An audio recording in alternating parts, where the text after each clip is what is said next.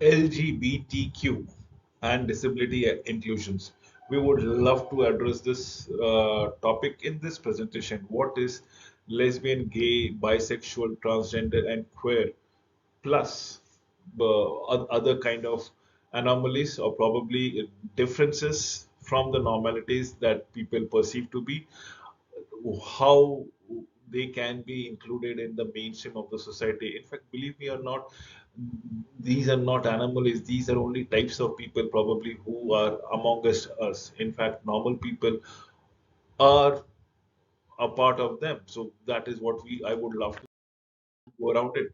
So equal educations and employment statement. What has been stated in any good, decent organization, no person shall be denied admissions to any program or activity or be denied any employment, be it educational or otherwise, on the basis of any legal prohibition, discrimination involving, but not limited to such factors as race, color, creed, religion, national or ethnic origin, marital status, citizenship, sex, sexual orientation, gender identity or expression, age, disability, or protected veteran status. All organizations are an affirmative action, equal opportunity employer. These are the fundamental preamble that should be there in every decent, progressive organization. I repeat, no person shall be denied admissions to any educational program or activity or be denied employment on the basis of any legal prohibited discrimination involving, but not limited to, such factors as in race, color, creed, religion, national or ethnic origin, marital status, citizenship, sex, sexual orientation, gender identity or expression, age, disability, or protected veteran status. All organizations are affirmative action, employment opportunity. So, as far as executive orders, I'm just quoting the United States preamble of the Constitution, wherein 13,672, which was amended further by EU orders of 11,246, prohibiting federal contractor and subcontractor from discriminating based on sexual orientation or probably even gender identity. Movement behind Employment Non-Discriminatory Act, ENDA.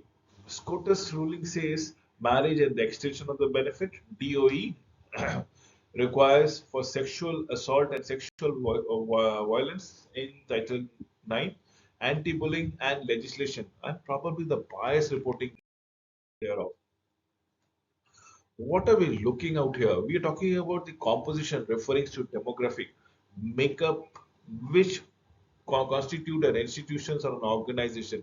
Engagement reflect personal, social, and professional commitment to institutional goals and activities. Community members seeks out actively pursue opportunities to deepen their involvement. What is inclusions is all about it? It comprises climate and interpersonal relationship. Initiative seeks to cultivate an environment in which all groups are welcome participants and can be designed to prevent and address biasness. So, what we have spoken around till now is achievement, reflects the level of attainment for underrepresented individual or groups. What are the core diversity principles is all about it? It is composition, engagement, inclusions, and achievement. Please understand these are the four principles that needs to be taken into consideration. Participatory and shared governance. Inclusion cannot be achieved in an environment where engagement is absent. Absolutely. If engagement itself is missing, how can you go ahead and claim to be an inclusive organization? Community is responsible for creations of policies, of programs.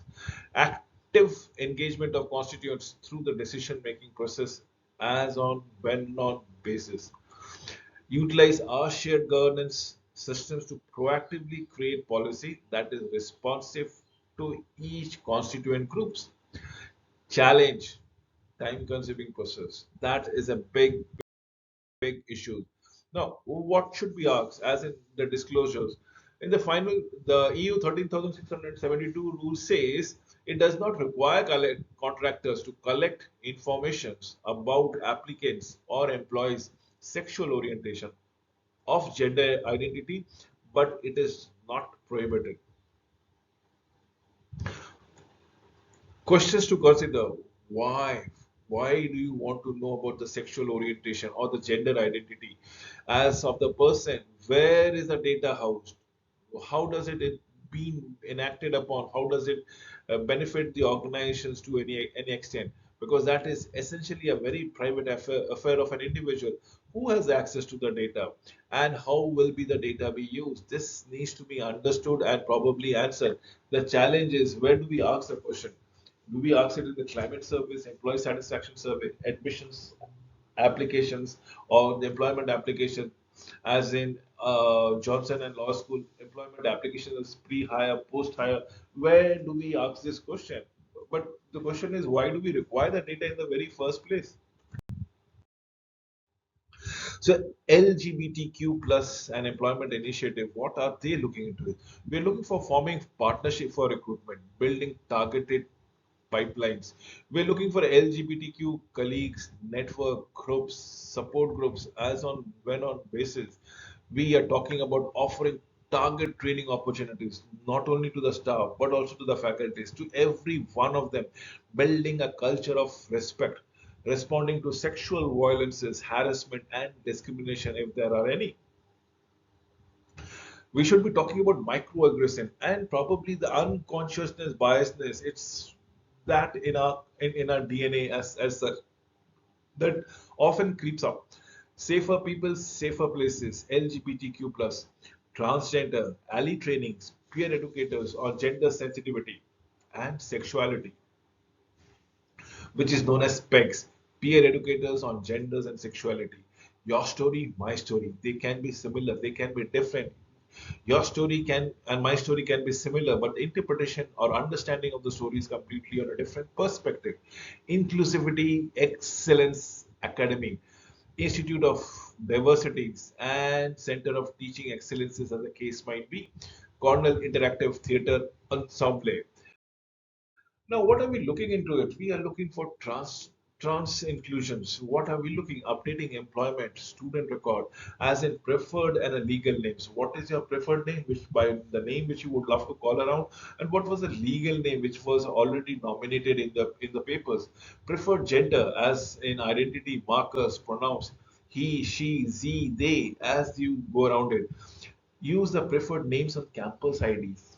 Most probably the preferred names, because then the sense of belongingness would automatically come into it. How to guides for changing in the names and the gender identity, as the case might be. Creations of universal restrooms. Probably it cannot be earmarked as a male restroom or a female restroom or probably a trans restroom or a physically challenged restrooms. Can we have a universal restrooms and facilities map accessible to family facilities? Creation of design standards for renovations, new construction, number of facilities and what should be in these facilities. Creation of usage policy, facility use are based on gender identity, as the case might be. We're talking about healthcare, coverage of transition related expenses, local referral and community resources, as the case might be. Wellness services, definitely yes. Childcare benefits, definitely yes, as in adoptions and the foster care assistance that goes around it, along with childcare grants. Now let us talk about biasness, the reporting biasness system. Have you seen it? Have you heard it? Have you experienced it? If you have, can you narrate it? Can you record it? Biasness reporting, perpetrator can be known or unknown. Usually it is known, believe me or not. Broad categories and anyone can report. Obviously, yes. Policies, harassment, sexual assault, sexual violence, dating violence, stalking, intimate partner violence, domestic violence. We are talking about policies that goes around here. Workplace bullying and code of conduct, as the case might happen. The LGBT Resource Center, which should be serving as a hub for passing information, communication, enhanced communication among the various staff, faculty, students, you name it. So we have student organizations, we have uh, talk about events, we have coming out supports and navigating scenario that goes around it, confidential reporting, advocacy, alumni connection, if there are any. And yes, technology has come like a boon altogether. Why? Because access to information becomes much more easy. The policies, the places, the programs, the people, virtual and flexible work pilot, allowing people to find the best community for them. Balancing rural, urban, and suburban needs. So big red institutions can make big red tapeism, as in decentralized institutions. Definitely yes. We're talking about expanding international presence, managing a global workforce, and extending protection to LGBTQ plus employees and across the world.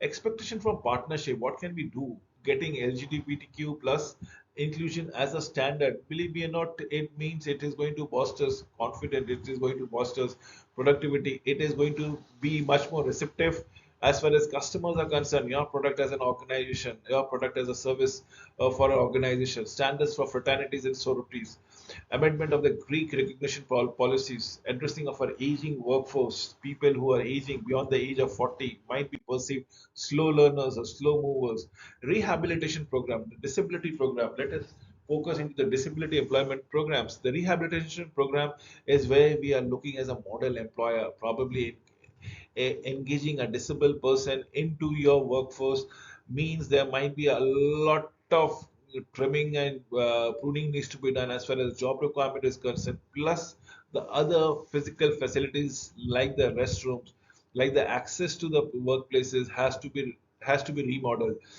So schedule A, special authority for targeted disabilities, special authorities for disabled veterans, federal executive orders increasing federal employment of individuals with disabilities. Absolutely must. Revisions to reasonable accommodation rules for federal contractor. Thereby, what is my importance of disclosures to inclusions? Why do we go for it? A growing concerns of agencies to accurately capture the proportion of individuals who have a disability, yet their ability to do is itself dependent on a large part of the willingness of the employees to self-disclose. People don't come out and open. Unless employees feel comfortable disclosing, not possible to provide accommodation, which might improve employee productivity. So people should be encouraged to understand that the system is transparent, the system is cooperative, the most important, the system is understanding. Until and unless you come forward and disclose about yourself, the inclusions cannot take place. It is important indicators of inclusiveness of an organization. Benefits of inclusive climates across multiple samples, data shows members of historically marginalized group, example, ethnic minorities, women, people with disability, aging workforce, experience less discrimination and overall better work experience in an inclusive unit. The demographic based differences in experiences of fit, perceived fairness, harassment, engagement, perceived organizational support that are commonly seen disappear in an inclusive units, thereby enabling a better group functioning, higher cohesion, better information exchange, less conflict, miscommunication, more creative and higher financial performances. And this is exactly that are the benefits of having an inclusive climate. Remember, higher cohesion, less conflict, and more creative. Better information, higher financial performances thereby. So, yes, what are we looking into it? Inclusive climate will means fairness to the employment practices, cultural integrations of the differences, and inclusions in decision making. Remember, once the inclusion in decision making happens, implementation becomes much more smoother. So, fairness in employment practice, cultural integration, and inclusion in decision making process is all about inclusive climate. Now, fairness for employment practices. When employee perceive the organization is effective at hiring people with disabilities, supporting disability network and including disability and diversity policy, they perceive employment practices to be fairer overall. Openness to work environment, to differences. Managers' perceptions of the openness of the work environment predict discrimination experienced by employees with disability. Inclusions in decision making. The more inclusive the decision making environment, the more psychological empowered employees feel. The more they feel supported and valued by the organization, the less conflict they experience in their group. That is what inclusion in decision making is all about it. Experience are better in inclusive units. Individuals with disabilities who work in inclusive climates will report significantly big success at having their accommodation request granted. Big cooperation from their co-workers in their accommodation, big experiences and better experiences of procedural and interactional justice during accommodation. Remember, this is your organization that we're talking about a lower level of disability harassment, lower level of disability discrimination, higher organizational commitment, higher satisfaction, and therefore lower turnover intentions. Experience are better for employees with disabilities who enjoy quality relationship with their managers. Individuals with disabilities who are included in managers in group report uh, states higher fit between skills and demands of the job, states higher empowerment, states fairer treatment during their accommodation process, higher organizational commitment, satisfaction, and willingness to engage the citizenship behavior thereby. This is very important. Manager role is critical. Managers are key to the workplace experiences of people with disability. Managers' perceptions of the work, organizational motivation for disability inclusion, true inclusion's interest rather than the legal compliances, positively impacts the disability climate. In both the federal sectors and the disability disclosure most often occurs with managers and co-workers rather than with HR. Education and training around disability disclosures are vital fosters inclusive workplace culture. This is a must requirement altogether. Remember, employees with disabilities of at least 60% more likely to disclose their ability to their supervisor rather than to the HR because the supervisor they identify themselves with. They are close to themselves. So 60% of disabled people would be disclosing their requirements to their supervisor rather to their HR. Make it safe to disclose, make it safe to self identify, make it safe to ask for help. Most employees with disabilities are unidentified or become disabled post hire. Make disclosure safe and provide solid reasons, as in flex accommodation, as in flexi options of doing the shift. Raise understanding and skill levels of train everyone on disability awareness, etiquettes to reduce fear of interacting with people and disability, ensure managers understand their roles and their accountability then and there. Implications of the disclosure finding. Most people tend to disclose the co-workers. This kind of disclosure has a highest level of perceived negative consequences. This is something which I will also discuss. Your co-workers might end up exploiting your disclosures. So it is better to speak to your supervisor or people at a higher echelon with the power. If not with the supervisor, can you not disclose it to your HR? Strongly suggest need to educate larger workforce about normalizing disability in the workplace. Disability should be seen as a natural part of the human condition and raise awareness that this is likely a high likelihood of a person incurring disabilities over a period of time. So, creating an environment that encourages disclosures, demonstrate disability inclusiveness through actively recruiting people with disabilities, conducting disability awareness training for staff, enacting flexible workplace policies, having a fair system to address complaints, creating accessible workplaces, fostering, supporting supervisor staff relationship, including disability in a diversity statement, perhaps, and that is what will help you in the long run. Now, what to avoid? Avoid focusing on disability, not only onto the disabled person, onto a certain disability factors. Treating employees with disability differently in relation to interpersonal interaction. This needs to be avoided. You should treat them as one of your own and as behave as normal as possible. Give them uh, treating people with disabilities or different opportunities or promotions, opportunities for advancement, opportunities for promotion. Differently, when it comes to performance review, give them a bit leniency on their performance. Why? Why? The question is why? Why can't we treat them as a normal people and accordingly rate them, accordingly give them the opportunities, accordingly interact with them? This will make them feel comfortable. So yes, we cannot treat people with disability differently during hiring, during terminations. It should be as normal as possible, as permissible. Remember, the key elements are the five elements: top management commitment, number one. Number two is the disability building, inclusive awareness. Number three is the supervisor accountability, as the case might be. Action. Number four, action that confirm disability inclusions.